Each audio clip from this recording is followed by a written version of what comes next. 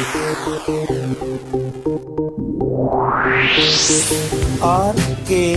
स्वागत है दोस्तों आपका एक बार फिर से हमारे YouTube चैनल RKB कैंफी वीडियोस में। कक्षा 10 के धातु चैप्टर में आपका टॉपिक धातु क्रम जो चला हुआ था उसके विभिन्न प्रक्रम विभिन्न स्टेप्स हमने पूरे कर लिए थे, जिनमें अयस्क का पीसना, अयस्क का सांद्रण, अयस्क का ऑक्सीकरण और अयस्क का अपचयन आपको कराया जा चुका है। और इसके बारे में जो विभिन्न प्रकार की विधियां थी, विभिन्न प्रक्रम थे, उसकी वीडियो हम आपके सामने प्रस्तुत कर चुके हैं। आज इस धातु क्रम का अंतिम प्रक्रम जो होता है, अंतिम स्टेप, उसको आपके सामने लेकर आए हैं, जो होता है धातु का शोधन, यानी प्यूरिफिकेशन ऑफ मेटल, धातु को शुद्ध अवस्था में प्राप्त करना। जो हमने ये विभिन्न प्रकार के प्रक्रम आपको अब से पहले बताए हैं, इसको पीसने के लिए गुरुत्वीय पृथक्करण विधि, फेन पलमल विधि, उसके बाद निस्तापन भर्जन ऑक्सीकरण प्रक्रम में कराया गया है, फिर अपचयन के लिए परगलन नामक प्रक्रम आपको बताया गया है। तो इन सभी प्रक्रमों से प्राप्त होने वाली धातु बिल्कुल शुद्ध नहीं होती, उसमें भी कुछ न कुछ अशुद्धियां रह जाती हैं। भले ही परगलन प्रक्रिया में जो अशुद्धियां थी वो हमने धातु मल के रूप में अलग कर दी थी, लेकिन फिर भी कुछ अशुद्धियां उसके पश्चात भी शेष रह जाती हैं। तो उन अशुद्धियों को दूर करना ही धातु का शोधन कहलाता है। इसको आप लोग अपनी कॉपी में कुछ इस प्रकार से लिख सकते हैं। इस प्रकार से एग्जाम में अगर आता है क्वेश्चन तो उसके बारे में लिखा जा सकता है, विभिन्न भौतिक एवं रासायनिक प्रक्रमों द्वारा प्राप्त धातु में कुछ अशुद्धियां रह जाती हैं। धातु से उन अशुद्धियों को दूर करके शुद्ध धातु प्राप्त करना ही धातु का शोधन कहलाता है। वैसे तो इसके लिए बहुत सारी विधियां हैं, आप लोग जब 11th-12th में पढ़ोगे तो वहां पर इसके लिए भी आपकी अनेक विधियां आएंगी, लेकिन यहाँ 10th लेवल पर आपकी केवल एक ही विधि यहाँ पर आती है, जिसको कहते हैं विद्युत अपघटनी विधि, विद्युत अपघटनी विधि या इलेक्ट्रोलाइटिक मेथड। केवल ये विधि आप कक्षा 10 में यहाँ पर पढ़ेंगे। विद्युत अपघटनी विधि के बारे में बताने से पहले मैं आपको कुछ विशेष जानकारी दे दूं, जो आप हायर क्लासेस में इसके बारे में पढ़ेंगे, लेकिन फिर भी आपको यहाँ पर जानकारी होनी आवश्यक है। आपने देखा होगा बैटरी टॉर्च जो होता है, उस टॉर्च में सेल डालते हैं, एक प्रकार से ऐसा कुछ सेल सा होता है, वो उसके ऊपर यहाँ एक टोपीदार से होता है। अगर अंदर देखें तो अंदर कार्बन की एक छड़ इसके अंदर होती है और नीचे जस्ते का एक पात्र सा लगा हुआ होता है, ढक्कन सा लगा हुआ होता है। ये आपका किताबी भाषा में शुष्क सेल कहलाता है। शुष्क सूखा सेल होता है। इस शुष्क सेल के द्वारा हम बिजली लेते हैं। इसी प्रकार से जो आपकी इन्वर्टर की बैटरी होती है, 25 प्लेट वाला बैटरा जिसको बोलते हैं, वो बड़ा बैटरा आपका, उसमें 2 पॉइंट होते हैं, 2 टर्मिनल होते हैं, एक इस साइड में और एक इस साइड में, जिस पर आपने देखा होगा कि एक पर लाल तार जोड़ते हैं, एक पर काला तार जोड़ते हैं, और एक पॉजिटिव पार्ट लगा रहता है, एक पर नेगेटिव पार्ट। यहाँ इस शुष्क सेल में भी आपका ये पॉजिटिव और नेगेटिव लगे हुए होते हैं। ये आपका नेगेटिव, ये पॉजिटिव होता है। जिसमें आप बिजली उत्पन्न करते हो तो ये नेगेटिव एनोड और पॉजिटिव कैथोड होता है। लेकिन जो ये आपकी बैटरी होती है, अनेकों प्लेटों वाली बैटरी, जिसके अंदर इस प्रकार से प्लेट खाने से बने रहती है, उसके अंदर प्लेट रखी जाती है, इसमें आपका, इससे हम बिजली लेते भी हैं और बिजली देकर इसको चार्ज भी करते हैं। तो जब हम इसको चार्ज करते हैं, जब हम इसमें बिजली देते हैं, तो उस अवस्था में यह सेल कहलाता है विद्युत अपघटनी सेल, यानी ऐसा सेल जिसमें हम बाहर से बिजली देकर कुछ अभिक्रिया कराते हैं, उस सेल को विद्युत अपघटनी सेल कहा जाता है। और जिस सेल से हम बिजली ले रहे हैं अभिक्रिया के बाद, उस सेल को कहा जाता है गैल्वेनी सेल। जैसे ये आपका गैल्वेनी सेल होता है, इसको हम चार्ज नहीं कर सकते, एक बार यूज किया तो फेंक दिया जाता है। लेकिन ये बैटरी हम बार बार चार्ज करते रहते हैं, यूज करते रहते हैं, डिस्चार्ज होती रहती है। तो ये दोनों काम करती है, ये बिजली लेती भी है और बिजली देती भी है। अब उसको अलग बात है कि वो डीसी एसी क्या होता है, वो आप लोग अभी नहीं समझे, उसको फिजिक्स में आप लोग पढ़ लेंगे।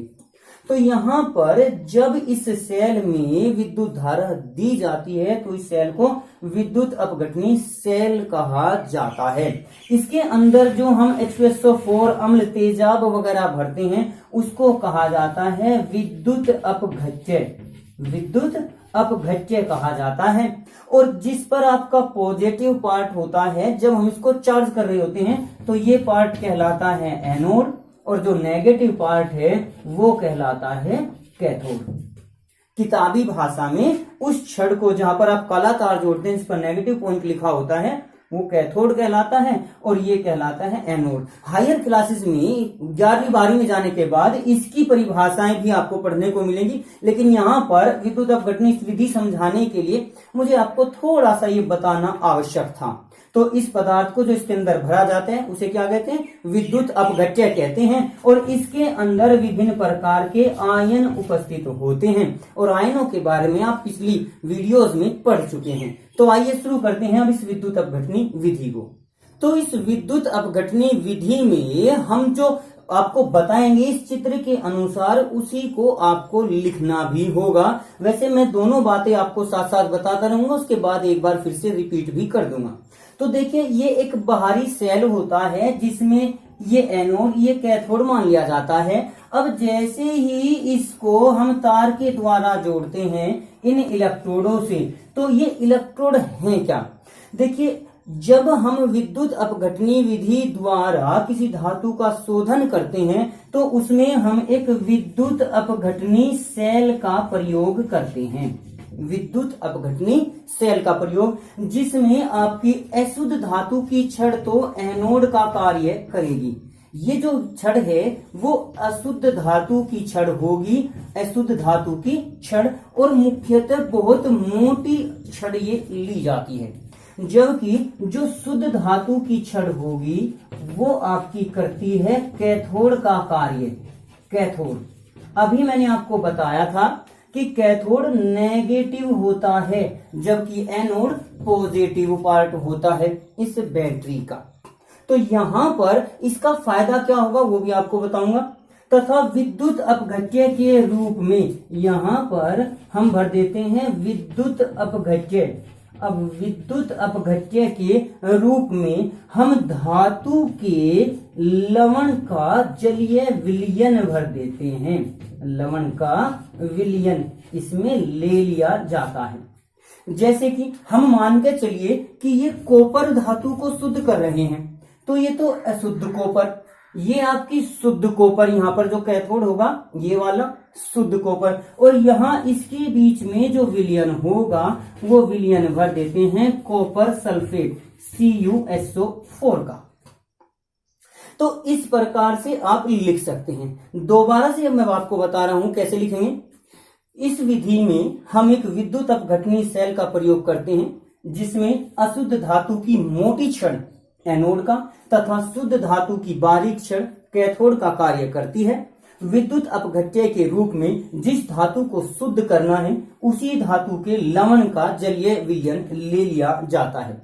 जैसे ही बाहरी सेल के द्वारा, बाहरी स्रोत के द्वारा विद्युत धारा प्रवाहित की जाती है तो अशुद्ध धातु यानी एनोड से शुद्ध धातु कैथोड पर जमा होने लगती है तथा अशुद्धि एनोड के नीचे, एनोड मड के रूप में, एनोड के नीचे है और मड, मड क्या होता है? कीचड़, गंदगी, तो गंदगी यानी अशुद्धि, तो ये एनोड मड के रूप में अशुद्धि नीचे, एनोड के नीचे एकत्र हो जाती है। इस प्रकार हमें अशुद्ध धातु से शुद्ध धातु प्राप्त हो जाती है।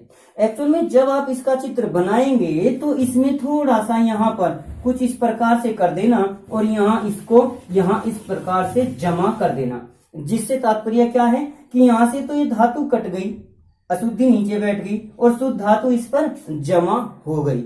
अब होता क्या एक्चुअल में, देखिए जो ये कॉपर सल्फेट है ये Cu2 पॉजिटिव और SO4 2 नेगेटिव आयनों से मिलकर बना होता है। ये मैं केवल आपको समझा रहा हूं, आपको लिखना नहीं है, 10th लेवल पे ये इंपॉर्टेंट नहीं है, लेकिन अगली क्लासों में फिर से पढ़ना पड़ेगा। तो थोड़ी सी जानकारी यहां ले लें, बाकी जानकारी हम आपको आगे भी दे देंगे। तो जब हम इसमें बिजली प्रवाहित करते हैं, विद्युत धारा प्रवाहित करते हैं, तो इस अशुद्ध धातु की छड़ से जो विलयन में डूबी हुई है, यहाँ पर ये कॉपर पॉजिटिव आयन अशुद्ध धातु से विलयन में आते रहते हैं और विलयन से ये आयन यहाँ शुद्ध धातु पर जमा होते रहते हैं। तो इस कारण अब जाते क्यों है, देखिए देखो कैथोड कैसा है, नेगेटिव, और ये ion Cu2 positive, positive ion है, धनावेश यहाँ है, ऋणावेश यहाँ है। आप लोगों ने देखा होगा अगर हम एक चुंबक को ले लें और उसको तोड़ दें या दो चुंबक ले लें, तो अगर इनको ऐसे रखते हैं तो शायद नहीं मिले, लेकिन अगर एक को पलट के रख दे तोड़ के चिपक जाती हैं। तो आपने पढ़ा होगा कि विपरीत चुंबकीय ध्रुवों में आकर्षण होता है और समान में प्रतिकर्षण। इसी प्रकार से आवेश में भी जो समान आवेश होते हैं उनमें प्रतिकर्षण होगा, विपरीत आवेशों में आकर्षण होगा। तो ये विपरीत आवेश, ये पॉजिटिव और ये नेगेटिव, तो पॉजिटिव आयन इस नेगेटिव की ओर को दौड़े दौड़े चले जाते हैं। और यहाँ देखिए ये पॉजिटिव है, तो यहाँ विलयन में पॉजिटिव आयन यहाँ, क्योंकि इनमें प्रतिकर्षण होने के कारण ये विलयन में चले जाते हैं। और इस प्रकार ये जो अशुद्ध धातु की छड़ है धीरे धीरे घुलती रहती है और कुछ दिनों के पश्चात समाप्त हो जाती है। यही कारण समाप्ति का आपकी जो बैटरी होती है, ये इसके समाप्त होने का, इसके खराब होने का भी यही कारण होता है कि जब उसके इलेक्ट्रोड हैं जो उसमें वो छड़ डिप की हुई हैं, जस्ते की जिंक की जो छड़ है वो धीरे धीरे समाप्त हो जाती हैं। इसी कारण कुछ दिनों के बाद आपकी बैटरी भी समाप्त हो जाती है। तो ये विधि आज हमने जो आपको पढ़ाई, ये विद्युत अपघटनी विधि धातुओं के शोधन की विधि थी। उम्मीद करते हैं आपको ये विधि समझ में भी आ गई होगी। एग्जाम में अगर ये विधि आती है तो आप इस विधि के बारे में पूरा लिखकर एक छोटा सा इस प्रकार से डायग्राम भी बना सकते हैं। ये कला का, आर्ट का तो पेपर है नहीं कि आपको अच्छी प्रकार रंग भरने से मार्क्स मिलेंगे, लेकिन अगर इस प्रकार से भी आप एक संकेतांक के रूप में चित्र को बना दें तो हमें ऐसा महसूस हो जाता है कि हाँ बच्चे ने पूरी मेहनत की है, आपको उस पर मार्क्स पूरे मिलते हैं। ऐसा तो है नहीं कि यहाँ इस प्रकार का सेल बनाने के बजाय आप इसके तुलना में किसी दूसरे अन्य चित्र को बना दो। जो टॉपिक से संबंधित चित्र है अगर आप उसको बनाएंगे तो आपको मार्क्स अवश्य मिलेंगे। अब इसके अलावा जो अन्य विधियां आती हैं वो तो आप हायर क्लास में पढ़ेंगे, लेकिन जैसे विद्युत रासायनिक श्रेणी में मैंने आपको बताया था कि कुछ धातुएं कम क्रियाशील होती हैं जिनको उत्कृष्ट धातुएं कहते हैं, जैसे सोना, चांदी, पारा आदि। तो इन धातुओं के बारे में, इनको हम किस प्रकार से प्राप्त करते हैं, एक छोटा सा क्वेश्चन उनके बारे में भी आ जाता है, तो उसको भी ले लीजिए। जब एस्को की शुरुआत में आपको धातुओं की प्राप्ति बताई थी तो दो प्रकार से बताया था कि जो अधिक क्रियाशील धातुएं होती हैं वो संयुक्त रूप में पाई जाती हैं, यौगिकों के रूप में पाई जाती हैं, लेकिन जो कम क्रियाशील धातुएं हैं, चांदी, सोना, पारा आदि, तांबा भी इसी के साथ साथ आता है, हाइड्रोजन से नीचे जो विद्युत रासायनिक श्रेणी में उपस्थित है, वे पृथ्वी में मुक्त रूप में पाई जाती हैं। अब मुक्त रूप में पा गई, उनको शुद्ध भी करना पड़ता है, तो एक तो विद्युत अपघटनी विधि है ही, लेकिन अगर कभी ये यौगिकों के रूप में पा जाती हैं तो इनसे हम किस प्रकार से पदार्थों को प्राप्त करते हैं उसके बारे में यहाँ थोड़ी सी जानकारी मैं आपको देना चाहूंगा। एक नंबर में क्वेश्चन आ जाता है क्या होता है जब में, तो उसमें क्या होता है कि यहाँ पर एक क्वेश्चन दे दिया जाएगा कि आप चांदी को कैसे प्राप्त करेंगे। तो जो चांदी के ऑक्साइड हैं, पारे के ऑक्साइड हैं, जब हम उनको गर्म करते हैं तो गर्म करने पर ही वो सीधे चांदी में परिवर्तित हो जाते हैं, यानी ये 2Ag+O2। इसी प्रकार से अगर हम पारे को लेकर चलें, पारे का ऑक्साइड, मर्क्यूरिक ऑक्साइड जिसको कहते हैं, इसको गर्म कर दें तो ये पारे में परिवर्तित होकर ऑक्सीजन को रिलीज कर देता है। तो ये बहुत कम क्रियाशील धातुएं होती हैं जिनके ऑक्साइडों को सीधे गर्म करने पर हमें धातुएं प्राप्त हो जाती हैं। कभी कभी तांबे के बारे में भी आ जाता है। तांबे का जो ऑक्साइड है उसको अगर हम हाइड्रोजन के साथ गर्म कर दें तो हाइड्रोजन के साथ गर्म करने पर वो जल के रूप में ऑक्सीजन को निकाल देता है और तांबा अलग हो जाता है, पृथक हो जाता है। इस प्रकार से जो विधि के द्वारा आपको ये धातुएं प्राप्त हुई, ये लगभग शुद्ध धातुएं प्राप्त होती हैं। इनमें अशुद्धि की संभावना बहुत ही कम होती है। जैसे अभी विद्युत अपघटनी विधि पढ़ाई गई है आपको, तो विद्युत अपघटनी विधि में भी लगभग 99.9% आपने देखा होगा टीवी पर ऐड आता है डेटोल का, लाइजोल का, कहीं का भी साबुन का, इस प्रकार से ऐड आ जाते हैं, तो वे सभी 99.99% कीटाणु को मारते हैं ना। तो हमारी इस विधि में भी जो यौगिक प्राप्त होता है, जो हमारी शुद्ध धातु प्राप्त होती है, वो 99.9% शुद्ध प्राप्त होती है। यानी इसमें बहुत ही कम अशुद्धि रह जाती है विद्युत अपघटनी विधि में। तो वहां से आप इसको याद कर सकते हो। तो इस प्रकार से इन धातुओं के बारे में क्वेश्चन आ जाता है। क्या होता है जब सिल्वर ऑक्साइड को गर्म किया जाता है, मर्क्यूरिक ऑक्साइड को गर्म किया जाता है, तो ऐसे क्वेश्चन अगर आ जाएं तो आप सीधे रूप में लिख सकते हैं, सिल्वर ऑक्साइड को गर्म करने पर सिल्वर धातु प्राप्त होती है, मर्क्यूरिक ऑक्साइड को गर्म करने पर मरकरी प्राप्त होती है। इन समीकरणों को लिख दीजिए। यहां पर ये क्यूपरिक ऑक्साइड है, क्यूपरिक ऑक्साइड, और जैसे ही हमने इसमें हाइड्रोजन जोड़ा तो ये क्यूपरिक ऑक्साइड का अपचयन हो गया। क्यूपरिक ऑक्साइड के हाइड्रोजन द्वारा अपचयन से कॉपर धातु प्राप्त हो जाती है। आप इस प्रकार से भी इस इक्वेशन को लिख सकते हैं। तो उम्मीद करते हैं कि आज की वीडियो में आपको बताया हुआ धातु का शोधन और ये 3 समीकरणें आपको अच्छी प्रकार से समझ आ गई होंगी। एक बार फिर से आप वीडियो को देखिए, अगर किसी प्रकार की कहीं कोई समस्या है तो वो भी आपकी दूर हो जाएगी। और हम उम्मीद करते हैं कि धीरे धीरे हम जो आपको ये टॉपिक वाइज वीडियो प्रस्तुत कर रहे हैं, इनसे आपको बहुत लाभ हो रहा होगा और आप आगे आने वाले बोर्ड एग्जाम में पक्का लाभ उठाएंगे और अधिक से अधिक मार्क्स लाकर हमें भी प्रसन्न करेंगे। आप तो लाभान्वित होंगे ही, लेकिन जब आपका रिजल्ट आए तो हमें कमेंट बॉक्स में लिखकर जरूर बताना कि आपने हमारी वीडियो से कितना सीखा और आपको अपने एग्जाम में कितना मिला। यानी हमारा प्रयास और आपकी मेहनत वो कितना कामयाब होती है, हम इसके लिए आपकी मैसेज का, आपके कमेंट का इंतजार जरूर करेंगे। और फिलहाल भी अगर किसी प्रकार की कोई समस्या हो तो भी आप कमेंट बॉक्स में लिखिए, अपना व्हाट्सएप नंबर लिख दीजिए। आपका जो क्वेश्चन होगा हम आपको व्हाट्सएप पर उसका जवाब देने की कोशिश भरपूर करेंगे। तो आज की वीडियो के लिए आपका धन्यवाद। आज की वीडियो में बस इतना ही। अगली वीडियो प्राप्त करने के लिए हमारे चैनल को सब्सक्राइब करें, वीडियो को लाइक करें और अगर वीडियो अच्छी लगे तो कमेंट्स करें और दोस्तों को भी शेयर करें।